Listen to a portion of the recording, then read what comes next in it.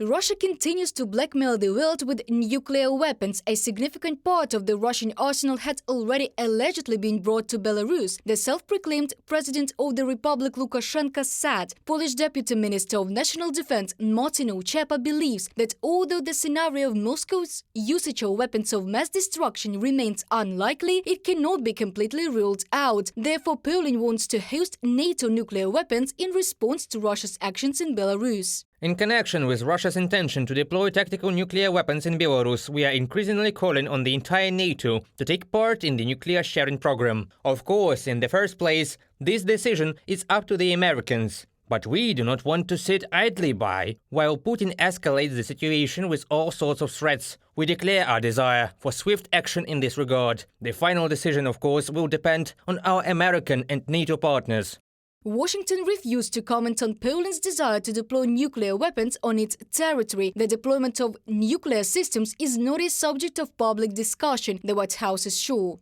John Kirby of National Security Council refused to answer my question whether the US is talking with the Polish government about Poland joining nuclear sharing. Kirby repeated that the US had seen no indication that Putin has any intention to use nuclear weapons inside Ukraine or on the continent. Marek Wolkuski, correspondent of the Polish radio in the White House, on Twitter. NATO's nuclear sharing international exchange program is part of the nuclear deterrence policy. It suggests that those countries of the North Atlantic Alliance that do not have their own warheads, such as Belgium, Germany, Turkey, the Netherlands and Italy, can get a nuclear weapon.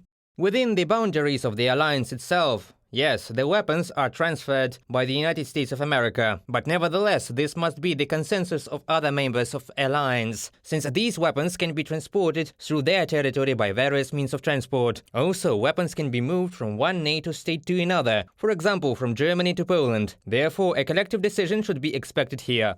Belarus poses for Poland not only a direct nuclear threat but also a hybrid threat. On July the 2nd, illegal immigrants again stormed the Belarusian-Polish border in large groups. This is a continuation of the migration crisis created by the Lukashenko regime on the borders of the Republic's European neighbors, experts say. It is observed that the hybrid war on the Polish-Belarusian border has entered a new stage. The appearance of the Wagner group is an additional threat factor, since migrants are not able to cross the barriers on the border with Belarus on their own, but with support they can succeed. And here in particular we can name transport and various kinds of equipment and tactics and so on. In 2022, migrants from Belarus made 15,700 attempts to illegally enter Poland, and only for the first 4 months of 2023, 8,000. This is the data of the Polish border guard. In response to the escalation of the situation, Warsaw sent additional forces to guard the border with Belarus. We are talking about 5,500 Polish police officers from preventive and counter-terrorism units. Reported by Diana Kolesnik, Valeria Nekipelova, UATV News.